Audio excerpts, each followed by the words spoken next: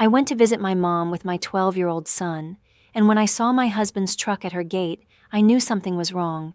A cold certainty that slid down my spine like ice water and told me that whatever I believed about family, trust, and home was about to change. If this opening hits you the way it hit me, your support truly helps. A quick like or a kind comment keeps stories like this alive and lets me know you're here with me, and I'm grateful. I'm Emily, I'm 28, and I built my life around two pillars that always felt unshakable: the boy who calls me mom and the promise I made when I said yes to marriage.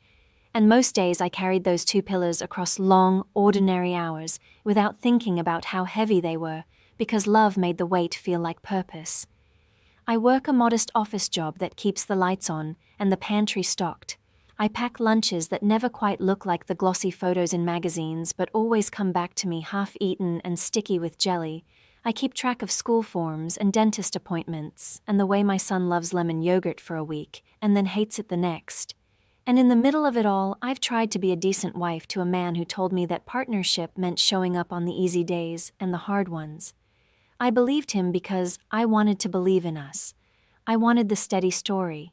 I wanted to think that no matter what happened out there, the inside was safe. The visit to my mom's place was supposed to be simple and bright, just a Saturday stop with a bag of groceries and a new board game I found on sale, the kind with colorful tokens and simple rules that pull 3 generations to the same small table. And in the car, my son asked if Grandma would let him climb the honey locust like she used to, and I laughed and said she might, if he promised not to tear his jeans again, and the day felt like a soft sweater I didn't have to think about, just wear. My mom's house sits 2 turns off the county road where wind ripples the ditch grass, and the mailbox leans like it has secrets, and I have driven that road since I was a kid, learning to keep the tires between the lines, every bend familiar, every fence post a memory. That is why the sight of the truck hit so hard.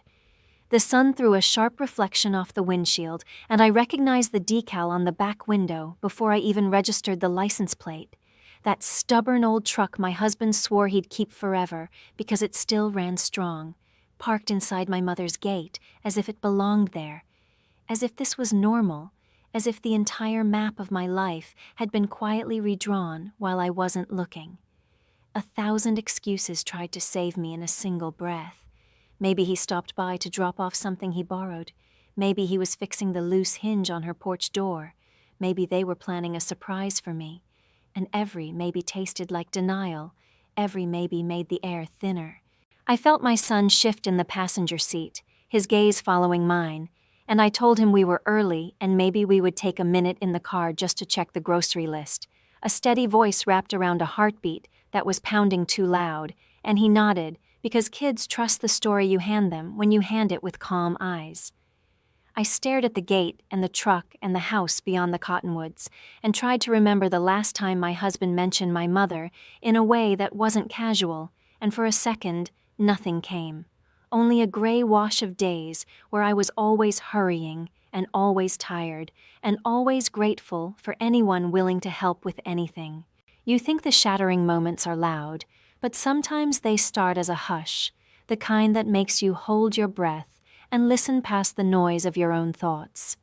In that hush, old puzzles begin to click, faint and relentless.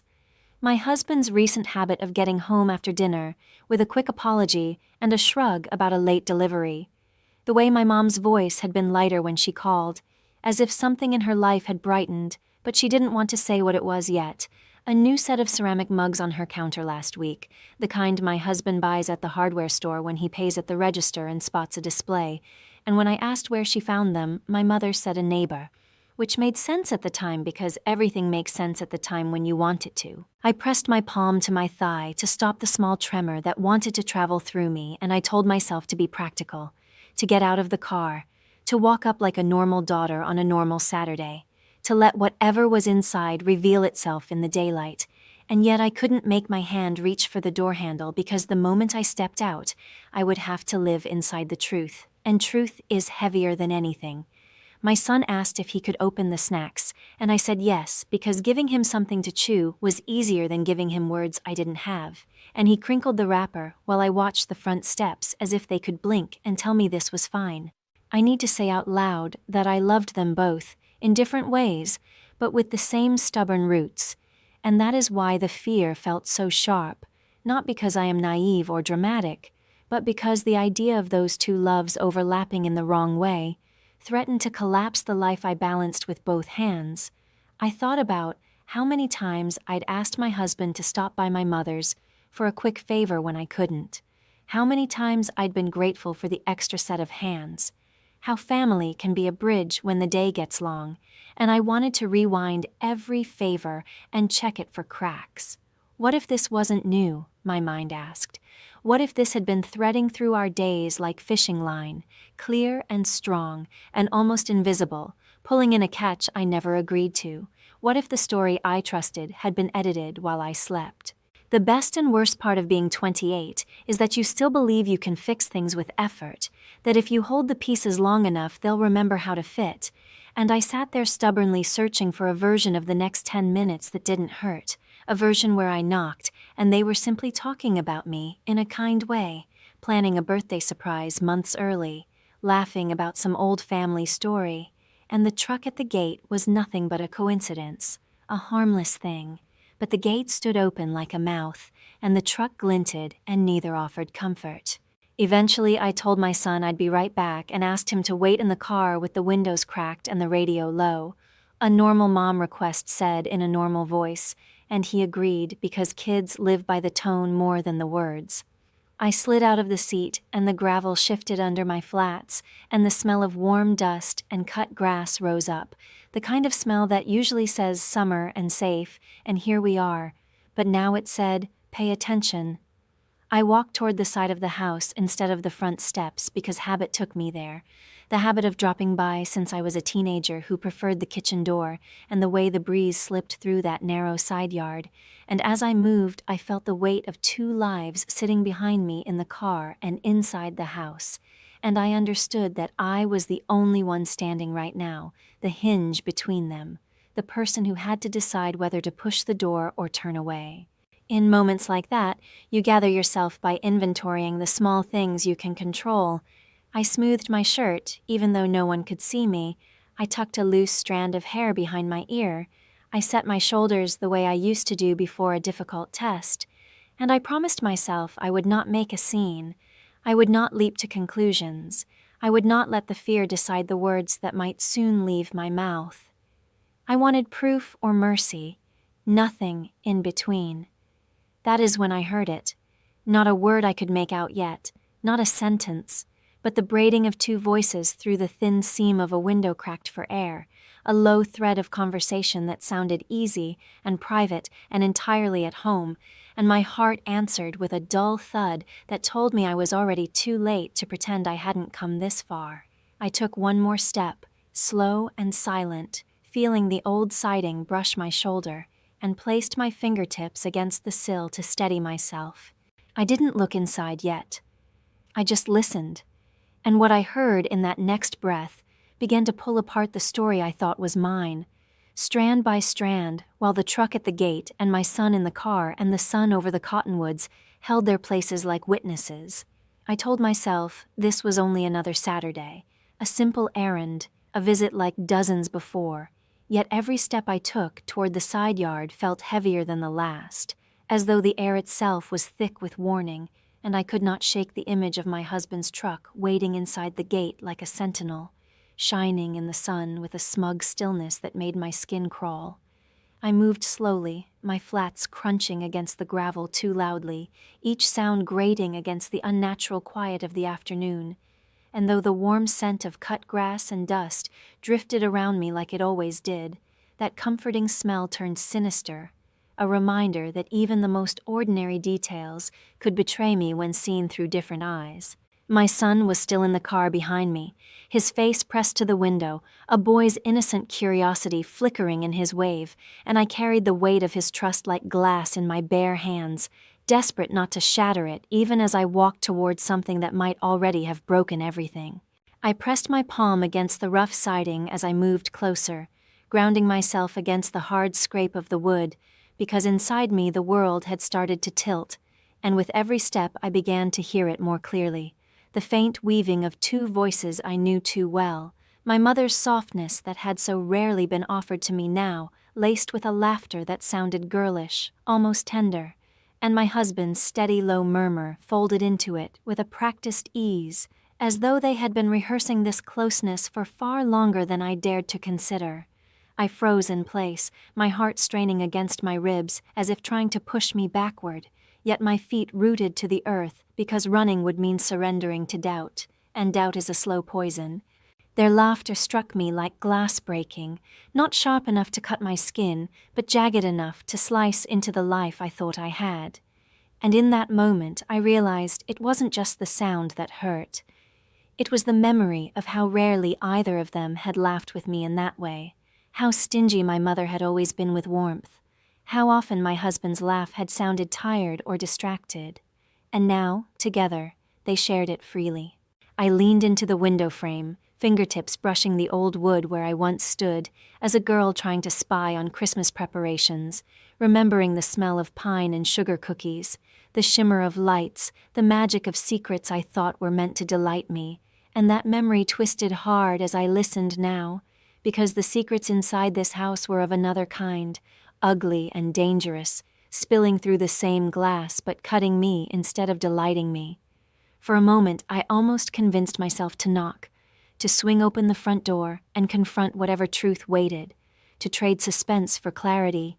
but fear tethered me in place, whispering that once I saw their faces, once I caught them in whatever this was, I could never go back to not knowing. My mind raced with frantic alternatives. What if I was wrong? What if they were planning something for me? What if this was just another misunderstanding? But each what if collapsed under the weight of the voices I was hearing, voices that carried a tone of familiarity no daughter and wife should ever have to overhear. Two voices began to argue inside me, louder than the ones I strained to hear through the window, one pleading for mercy, urging me to leave, to protect myself and my son from the devastation that might be only inches away, to carry on pretending that the truck was parked there by chance, and that laughter could still be innocent, while the other voice demanded courage, insisting that unanswered questions would rot my life from the inside if I walked away now, that every look, every word, every moment with them would become suspect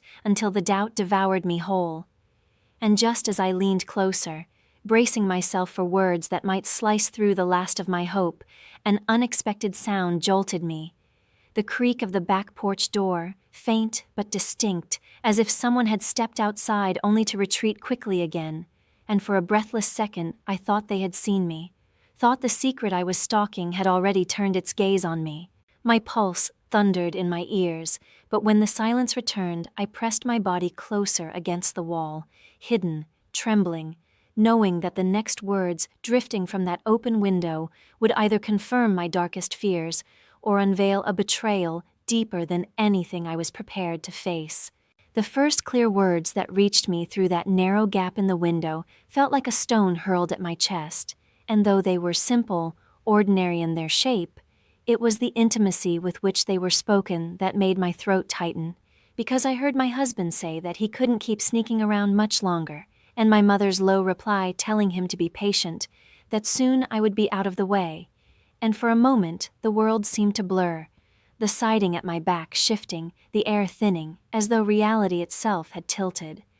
I tried to steady myself by gripping the sill, but the wood bit into my palms, splinters pressing against skin, and still I did not move, because I needed more than fragments. I needed the whole truth even if it shattered me. I listened harder, pressing closer until the faded paint of the siding marked my cheek, and I heard them laugh again, softer this time, like people sharing something forbidden yet thrilling, and the sound was worse than shouting because it carried comfort,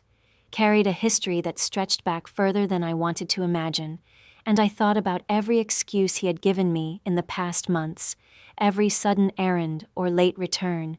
every sigh he explained away as work stress, and I realized with a cold certainty that the stress had not been his job, but the tangled deceit of maintaining two lives at once. My stomach twisted as I thought of my mother's sudden cheer in recent weeks, the way her voice had warmed when she asked about him in passing, as if the mention of his name was a small indulgence, and I knew then that the warmth I had once begged from her had not been withheld. It had only been redirected, offered to him in ways I could barely force myself to picture. For a flicker of a second, my mind tried to cling to denial, spinning weak defenses that maybe this was about money. Maybe they were plotting something cruel but not intimate. Maybe my mother's tone only sounded tender because of the crackle of the air between us, but as if to crush that last strand of hope, I heard my husband's voice again, lower now, thanking her for keeping his secrets. And my mother's reply was like acid on an open wound when she said she had always known I was too naive to notice, too desperate for love to ever look closer. And in that moment it felt as though the ground under me opened, because the betrayal was not only between a husband and a wife, but between a mother and a daughter, layered, deliberate, years of old wounds sharpened into one blade that now slid clean through me. I wanted to scream, to pound on the glass, to burst through the door and demand answers, but my son's face in the car flashed across my mind, his trust, his innocence, and I swallowed the scream, forcing myself to stay silent, because this was not the place to explode. This was the place to collect proof, to understand the full shape of the lie before I decided how to strike back. As I leaned away at last, my body trembling, my knees unsteady as though I had run for miles, I felt both emptied and overflowing, a strange mix of numbness and fire, because though I had just heard the words that confirmed every suspicion and more, though I had just discovered a betrayal deeper than any I could have imagined, I also knew that hidden inside this ruin was the seed of clarity, the realization that I had been living blind and that now my eyes were open, and once open, they would never close again.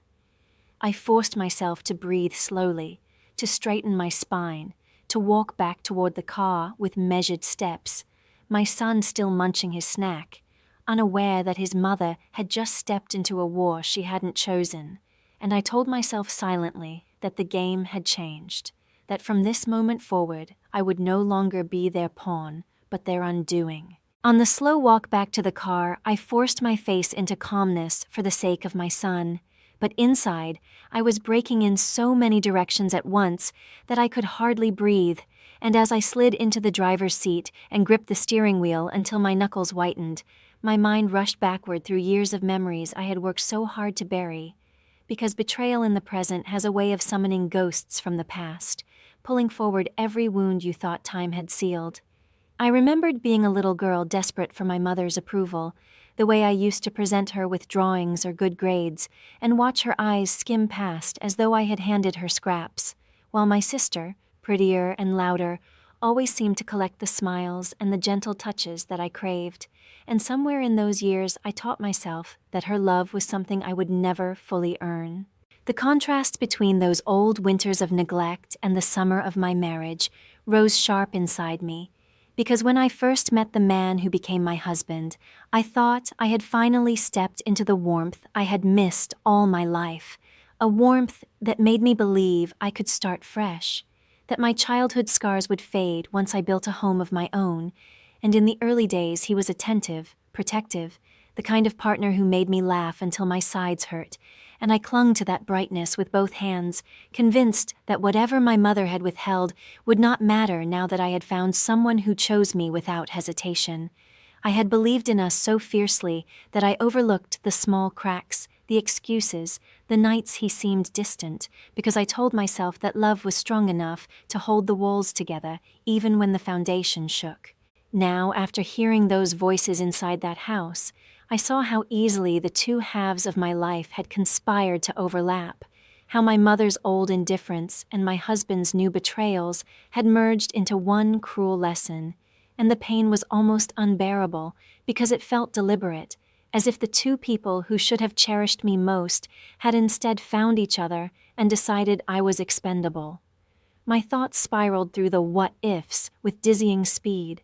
What if I confronted them right there? What if I pretended not to know? What if I uprooted my son's life overnight? What if I let it slide until it consumed me? And each possibility felt heavier than the last. None of them clean, none of them without scars, and the only certainty was that nothing would ever be the same again. I glanced at my son in the rearview mirror, his small hands sticky with crumbs, his face glowing with the simple peace of childhood, and I knew I could not let him glimpse the storm gathering inside me, so I smiled when he caught my eye, a smile that felt brittle but kept him safe. And as I pulled away from the gate, I whispered silently to myself that I would not allow their betrayal to destroy me, that I would bide my time, gather the truth piece by piece, and when the moment came, I would not confront them with tears but with strength, because if my childhood had taught me anything, it was how to survive being unwanted, and now I would turn that survival into a weapon they could never see coming. In the days that followed, I moved like someone balancing on a wire stretched high above the ground, smiling at neighbors, packing lunches, answering emails at work, all while inside me a secret drumbeat grew louder, the sound of betrayal replaying every time I closed my eyes. And though I wanted to confront them, to explode with fury, I knew that storms burn out quickly, but proof lasts. So I taught myself patience, watching closely for the patterns I had ignored before, listening for slips in his stories, scanning my mother's words for the glimmer of hidden meaning. And with each small discovery, the picture sharpened into something undeniable. I noticed receipts tucked into his wallet from places he had no reason to visit, little diners on the edge of town where no one would recognize him, and when I asked casually about his day, he would look away for half a second too long, the pause between his sentences betraying more than the words themselves. And in my mother's kitchen, I spotted a new vase of flowers she claimed a friend had given her, the kind of flowers he always bought for me when we were first dating, their scent cloying now as though they were mocking me. It wasn't just the objects that told the story, but the silences, the way they both seemed to grow bolder as if convinced I would never look closely. And every small clue was a splinter under my skin, impossible to ignore once noticed. My son sensed a shift, though I shielded him with all the strength I had, and he asked one night why I seemed so quiet, his wide eyes searching mine for answers I could not give, and I told him I was just tired, that work had been heavy, and he accepted it with the trust only a child could carry. But in that moment, I vowed that his world would not collapse under the weight of their betrayal, that I would endure whatever it took to protect him, even if it meant hiding my rage behind practiced calm. I began keeping a small notebook tucked into my purse, jotting dates and times, strange coincidences, words overheard in passing, and though it made me feel cold and calculating, it also gave me strength, because the act of recording transformed pain into strategy. Every night when the house was still, I lay awake in the darkness, replaying every moment with new clarity, remembering how my husband had once rushed home with excuses about traffic, while his shirt carried the faintest trace of perfume, how my mother's sudden glow had seemed like late contentment, until now I recognized it as something stolen, and as I pieced these fragments together, I felt myself harden. No longer the naive girl who begged for affection, but a woman gathering weapons in silence. And when the morning light finally broke each day, I rose not with despair, but with the steady knowledge that the truth was becoming mine to hold, and that soon, very soon, I would be ready to decide how to wield it. The night I reached my breaking point began like so many others, with my husband leaving after dinner under the excuse of a sudden delivery at work, his lips brushing my cheek with a distracted gentleness that once would have reassured me, but now only deepened the pit in my stomach, and as soon as the sound of his truck faded into the dark, I felt something inside me snap, a quiet resolve that told me I would no longer sit in shadows collecting fragments. I would see for myself what had been hiding in plain sight. I tucked my son into bed with a kiss on his forehead, listening to his steady breathing settle into the rhythm of sleep, and I whispered a silent promise that whatever I found tonight I would carry alone, sparing him the cruel weight of knowledge he was far too young to bear. I drove slowly at first, headlights cutting across the empty roads like a blade, my hands gripping the wheel tighter with every mile, and when I turned down the narrow lane toward my mother's house, my chest tightened at the familiar sight of the cottonwoods swaying against the night sky, because even before I saw it, I knew what would be waiting, and sure enough, parked just beyond the gate was his truck, its chrome glinting under the porch light like a predator's eyes, daring me to step closer. I cut my engine and sat in silence, heart hammering so loudly I was certain it would echo across the field. And for a moment, I almost convinced myself to drive away, to let the night stay unbroken. But the thought of living forever in doubt was worse than the fear of what I might see. I slipped from the car, gravel crunching under my shoes, every sound magnified in the dark, and I crept toward the side yard where shadows gathered thick beneath the eaves, my breath shallow and ragged, each step carrying me closer to the truth I dreaded but could no longer deny. The back porch light was on, and through the curtainless kitchen window I saw them, my husband leaning against the counter with his jacket tossed carelessly across a chair, my mother pouring wine into 2 glasses as if this was the most natural ritual in the world, her face relaxed and glowing in a way I had never known from her, and the intimacy of the scene struck me harder than any physical blow, because it wasn't stolen kisses or whispered endearments that crushed me most, but the casualness of it all, the comfort of 2 people who had rehearsed this routine 100 times before. I pressed a hand to my mouth to hold back the sound that threatened to rise, a low sob that burned behind my teeth, and still I forced myself to keep watching, because the truth was mine now, no matter how much it hurt. I stumbled back to my car with tears blurring my vision, my chest heaving as though I had run for miles,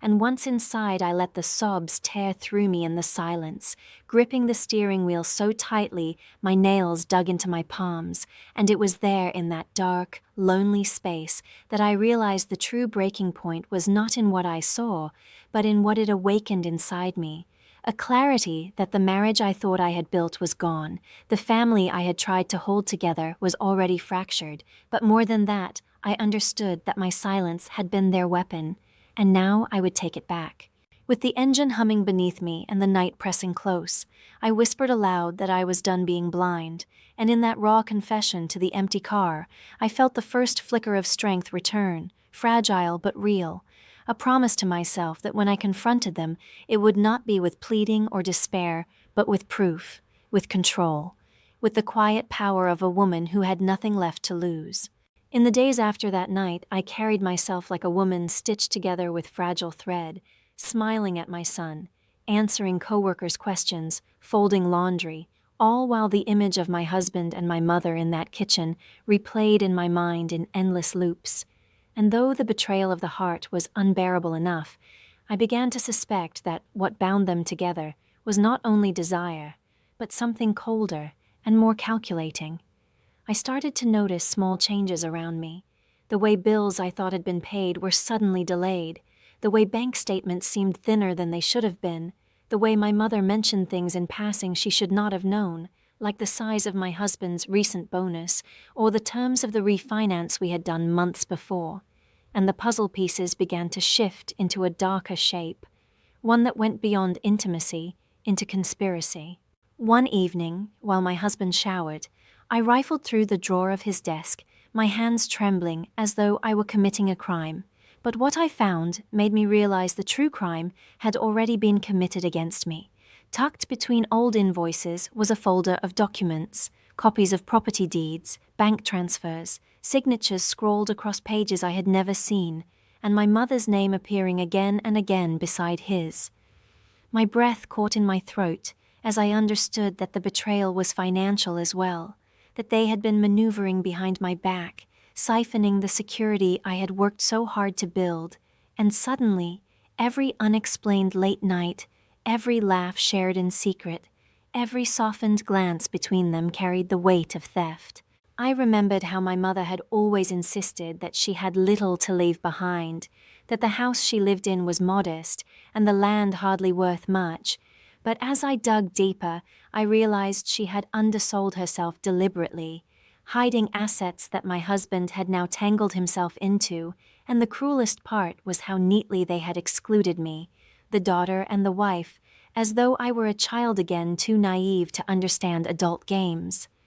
The realization scorched me, because it meant they had not only stolen from my heart, but from my future, from the stability of my son's life, from the security I believed we had built together. And it was in that moment that grief twisted into anger so sharp it almost steadied me, giving me something to hold instead of despair. I sat on the edge of my bed that night, the folder heavy in my lap, and I felt the silence of the house press around me like a cocoon, my son sleeping peacefully down the hall, unaware of the storm gathering just beyond his door, and I whispered to myself that I would not be their victim. I would not collapse into tears while they carved up the life I had built, because now I held the proof, the evidence of their deceit, and with that proof came power.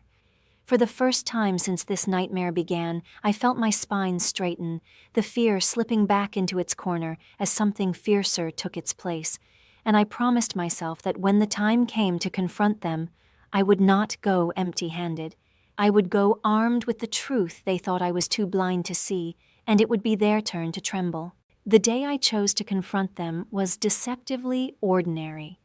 The kind of Sunday where the scent of roast chicken lingered in the air, and the table was set with polished silverware, my son chattering happily about school, while my mother smiled with practiced warmth, and my husband reached for the serving dish as though nothing at all was wrong. And yet beneath that calm domestic surface, my pulse thundered like a drum, because I knew this was the stage, and tonight would be the performance that none of us would ever forget. I had rehearsed every word in silence, every gesture, every pause, determined that when I struck, it would not be in fury, but with precision, a slow unmasking that would leave them no room to deny. And as I sat across from them, forcing my lips into a smile that barely concealed the storm within, I felt the strange calm of someone standing on the edge of battle. I began softly, almost casually, asking my husband about his late nights at work, the ones he had brushed off for months,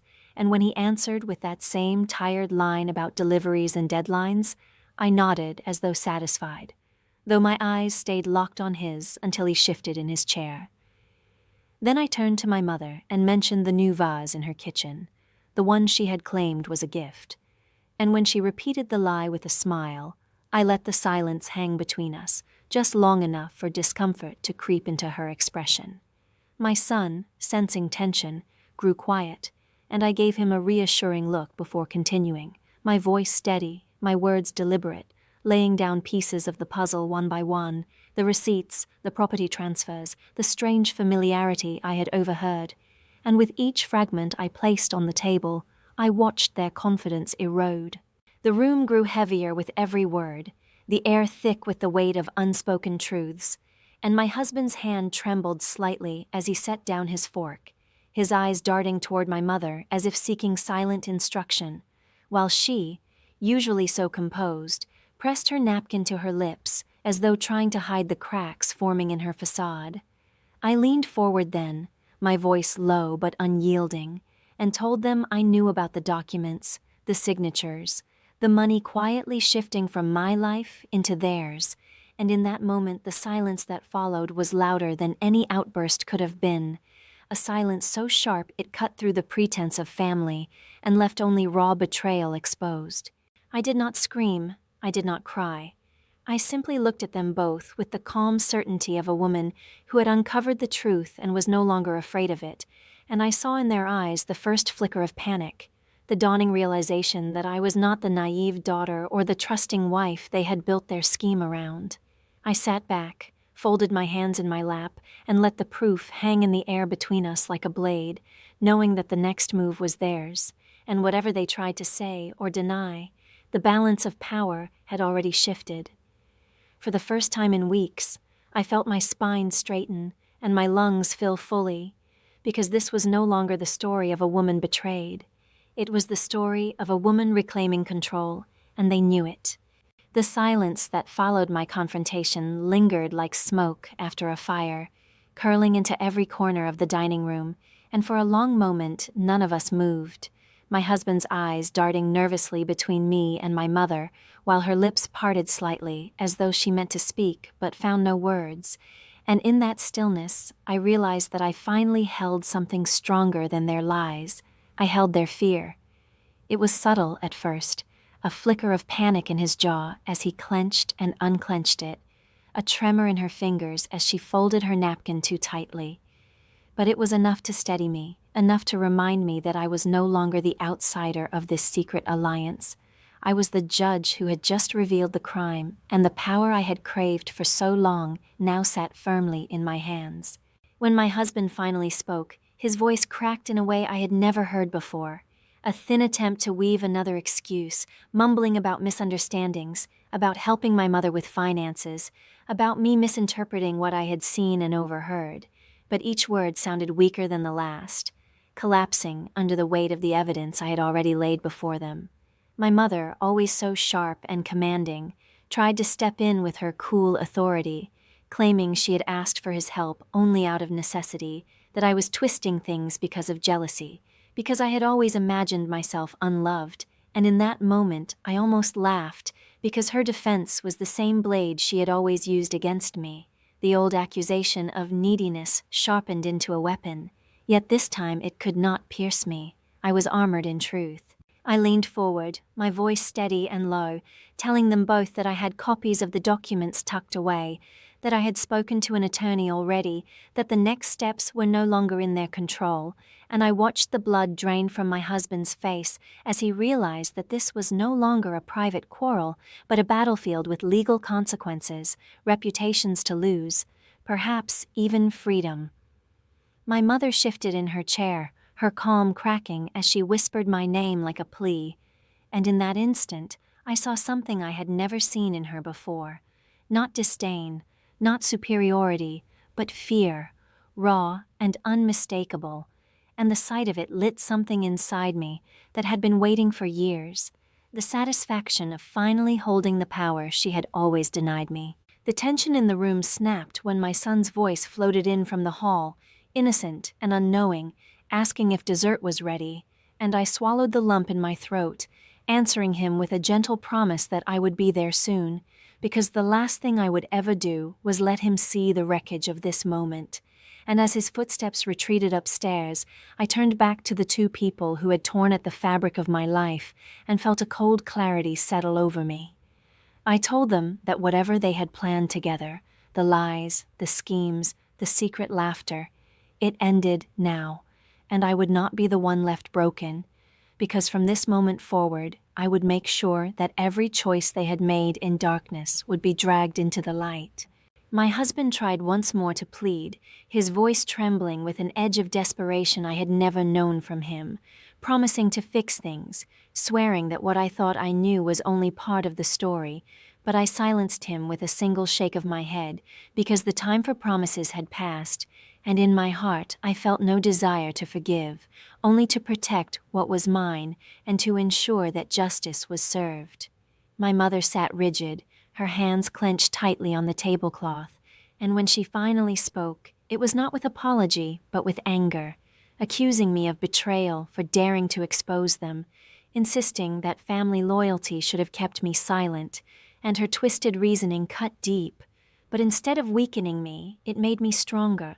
because it revealed the truth of who she was, a woman who believed control was love and secrecy was loyalty. I told them calmly that the house I had built, the life I had fought for, the future of my son, would not be collateral in their game, and that I had already taken steps to secure what was ours, freezing accounts, speaking with banks, aligning allies I had once been too proud to call on. Their shock rippled across the table like a gust of wind, and for the first time I saw my husband look at me not as a fragile wife, but as a force he could no longer contain, and my mother's eyes narrowed as though she was seeing me for the first time in her life, not as the daughter she had underestimated, but as the woman she could not outmaneuver. The drama of the moment built higher with every heartbeat, because I knew this was not just a confrontation of betrayal, but a reckoning for decades of dismissal, years of being made to feel small and unwanted,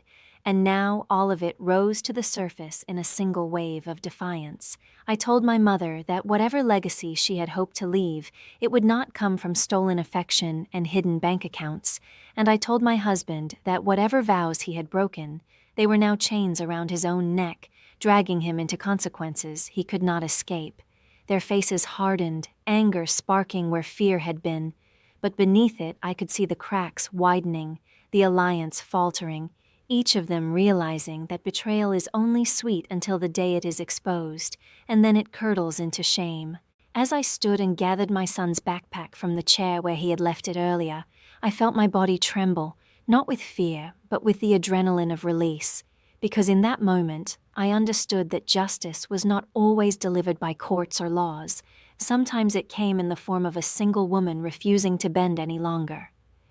I turned toward the door, my son's laughter drifting faintly from upstairs as he played with his toys, and I felt tears sting my eyes. Not from grief, but from pride, because I knew I had chosen strength, and whatever battles lay ahead, I would face them with the certainty that I was no longer alone in silence, but armed with truth, with clarity, with the unshakable love of my child. When I stepped outside into the cool evening air, the sky stretched wide above me, streaked with fading gold, and I let myself breathe deeply, the first real breath I had taken in weeks. And though behind me the house still held their whispers and their schemes, it no longer held me. I walked toward the car with my head high, each step a declaration that I was finished being their pawn, finished carrying the weight of their deceit. And as I opened the door, I felt a calm certainty settle over me that their reckoning had only just begun, because I was no longer afraid of the dark. I had learned how to use it. The days that followed unfolded like the slow turning of a wheel that had long been rusted in place, grinding forward with the sound of resistance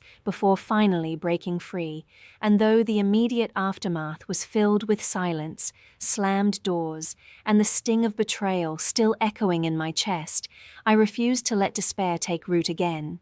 With the documents in hand and the advice of a lawyer I trusted, I secured what was rightfully mine and my son's, cutting off the quiet drain of money they had funneled behind my back, and each signature I placed on a protective order, each conversation with a banker or an attorney, felt like laying down bricks in a wall that shielded us, a wall they could no longer climb. My husband, once so sure of himself, began unraveling under the weight of exposure, his charm useless in the face of hard proof, his excuses laughed out of rooms he once walked through with confidence. And for the first time, he was the one left scrambling. My mother fared no better, because secrets rot quickly once light touches them, and the neighbors who once admired her for her composure now whispered about the scandal she had tried so carefully to conceal, her reputation cracking as surely as the lies she had woven. She had always prized control above all else, but when the truth spread, she found herself stripped of it, isolated in a house that no longer felt like a sanctuary, but like a prison of her own making. And though I did not rejoice in her downfall, I could not deny the grim sense of justice that rose in me. Because every dismissal, every cold glance, every moment she had made me feel small had come full circle, and now she sat alone with the emptiness she had created. For once in my life, I was no longer the daughter chasing scraps of her approval. I was the woman she could no longer touch. Through it all, my son became my anchor, his innocence reminding me daily why I fought, why I endured, and as I built a new rhythm for us, school drop-offs, homework at the kitchen table, weekends spent at the park, I felt the weight of freedom settle into me, heavy but welcome, like a cloak I had earned.